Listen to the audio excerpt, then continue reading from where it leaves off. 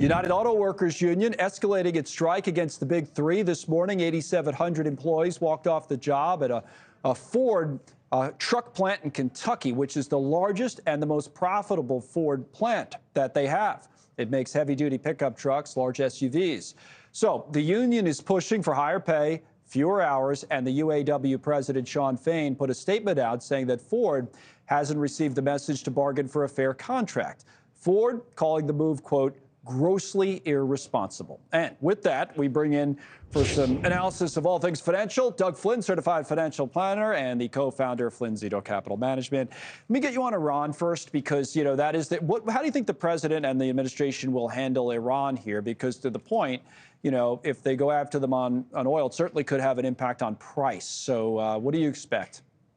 Yeah, I think you got a little room there, but they did allow Iran to go from 400,000 barrels a day up to 2 million barrels a day. So a lot of that money is flowing into there, and China's benefiting. So I understand why they did it. But if they start to tamp that down, obviously that will cut off some of the money that's going to Iran and then theoretically finding its way towards this terrorism. And that may make prices go up a little bit. The big problem we have is the president spent down a lot of the strategic petroleum reserve.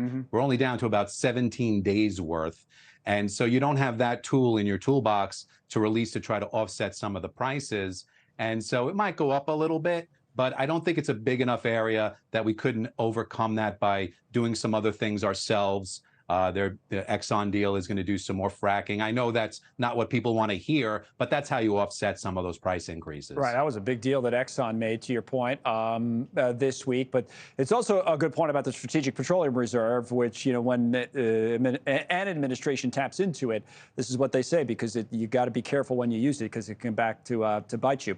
Thoughts on the strike? UAW expanding. That was a big Ford plan. I mean, it's obviously got lost in the shuffle this week with everything else that we've been talking about. I mean, how do you, but it's still going on. It's a lot of people. How do you see the impact of this strike?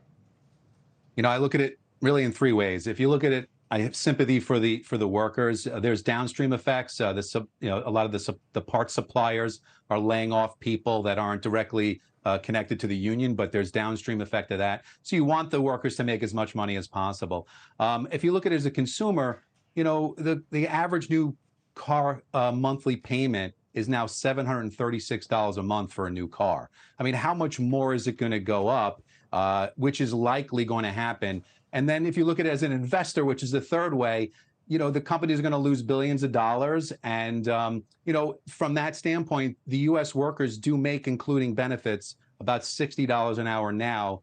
The Asian manufacturers here in the U.S., their total payment is about $40 to $45 an hour. So we're already way overpaying relative to those other companies. How much more can they pay? What impact is that on the company? You got to watch. You got to get more, but you don't want to push too hard, because then you end up with a lot more automation, and you might automate yourself right out of a job. Right. It's long term versus short term is always the question for workers in a situation like this. Okay, Doug, always good to see you, and thanks very much for coming on. Doug Flynn.